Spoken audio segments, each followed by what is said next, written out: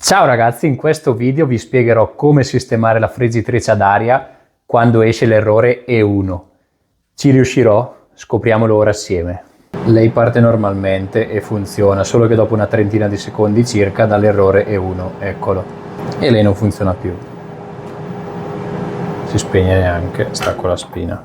Dopo qualche ricerca su internet, alcuni dicevano che potrebbe essere un cavo molle, altri dicevano che potrebbe essere il sensore della temperatura, ovvero il termostato. Direi di passare subito al pratico. Apriamola. Prima di tutto, piccola premessa: staccate la spina, perché sembra un consiglio scontato, ma capita ancora di gente che si prende le scossone perché si dimentica di staccare la spina e apre gli elettrodomestici. Non l'ho mai aperta, devo riuscire a accedere alla parte qua sopra.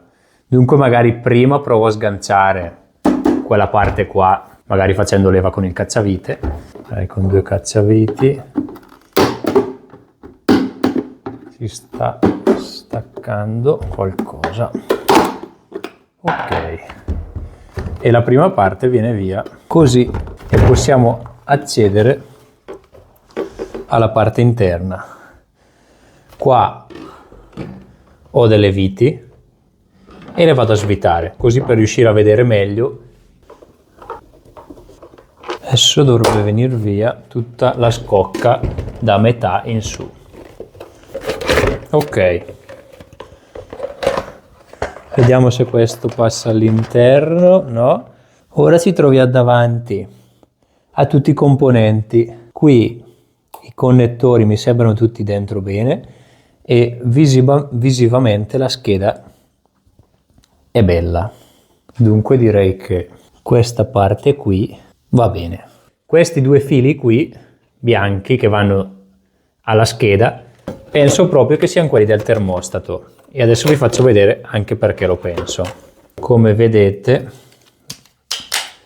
più da vicino, questi due fili bianchi qua che entrano in quel buco qua, subito sotto c'è questo pistoncino qui che dovrebbe proprio essere lui, ovvero il termostato, e lo vado a sostituire. Dovrebbe essere proprio lui perché ha il suo pistoncino e il suo connettore. Dunque qui, ricapitolando, per starci un po' più largo,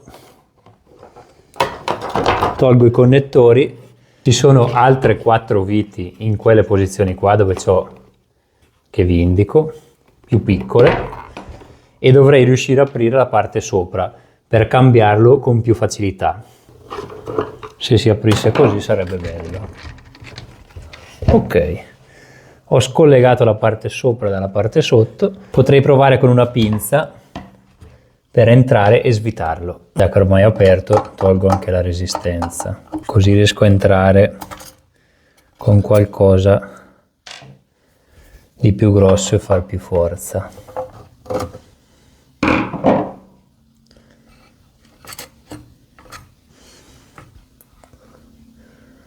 Non la tolgo tutta perché ci sono collegati ovviamente i cavi, dunque facciamo così, prima di farla cadere, e adesso prendo un pappagallo e la svito. Perfetto, si è smollata e ora riesco anche con le dita.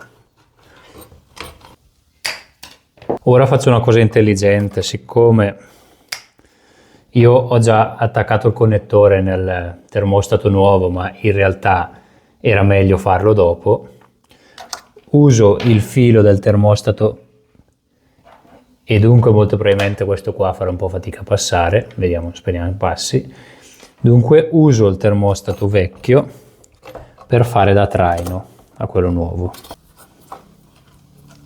Il connettore non ci passa, dunque adesso provo a vedere se schiacciando qui i pin, se riesco a togliere di nuovo, se riesco a scollegare i fili dal connettore.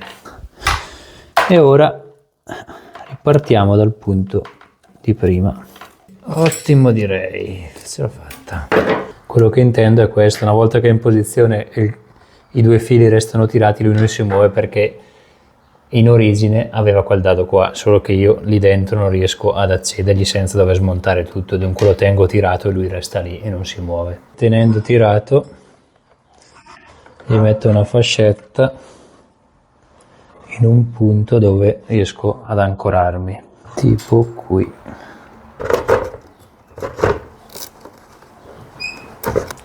Ok, sono riuscito a mettere una fascetta lì facendo molta fatica. Sono sicuro che lo fanno apposta per disincentivare la gente a mettergli mano, però ce l'ho fatta. Ora il momento più difficile, riuscirò a rimontarlo? Chi si ricorda più? Ora alla ricerca delle viti,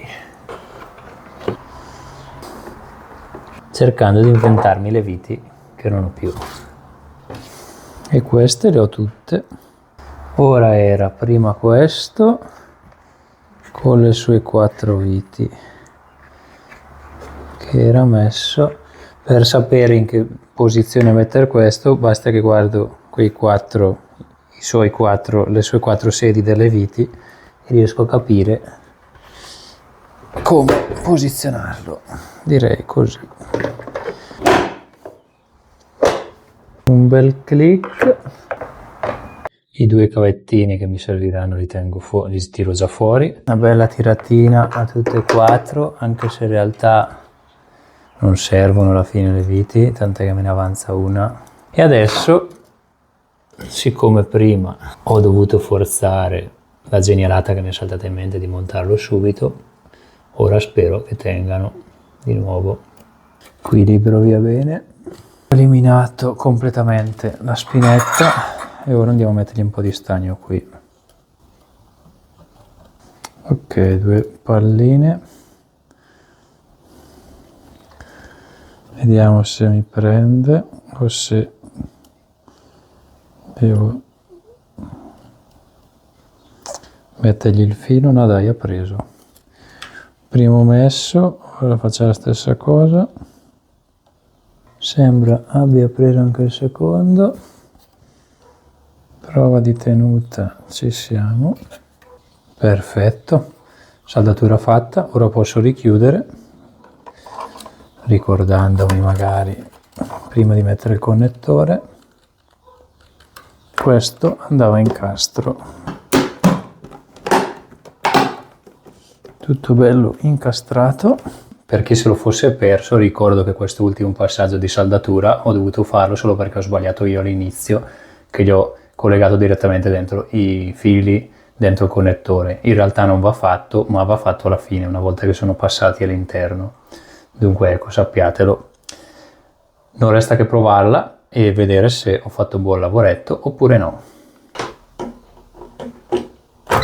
Lei si accende e proviamola. Parte, vediamo se dà errore 1 o no. Comunque errore 1 su questa friggitrice è il termostato, noi l'abbiamo sostituito, dunque non dovrebbe più darlo. Ora vediamo, diamogli un minuto, comunque ve lo faccio alla veloce a voi. Ok, sono passati 2 minuti, direi problema risolto, se no sarebbe già uscita. Un'ultimissima cosa, il termostato essendo un contatto si può provare anche col tester. Dunque lui cosa fa? A una certa temperatura o apre o chiude un contatto.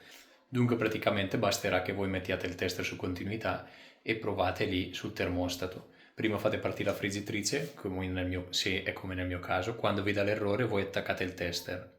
Quando si raffredda il contatto dovrebbe cambiare di stato, se non lo fa vuol dire che è bruciato. Dunque ecco, prima magari di ordinare il pezzo e tutto, potete volendo fare quella prova qua. Vi metto il link in descrizione di quello che ho comprato io, se mi sembra l'ho preso su eBay, dunque non so se sarà ancora disponibile tutto, però comunque almeno vi può essere utile. Bene ragazzi, se vi è piaciuto questo video mi raccomando lasciate like, iscrivetevi e condividete magari a qualche vostro amico o familiare che ha questo problema sulla friggitrice prima che la butti. Spero di esservi stato utile e di avervi aiutato a risolvere questo problema. Per oggi è tutto, noi ci becchiamo al prossimo video.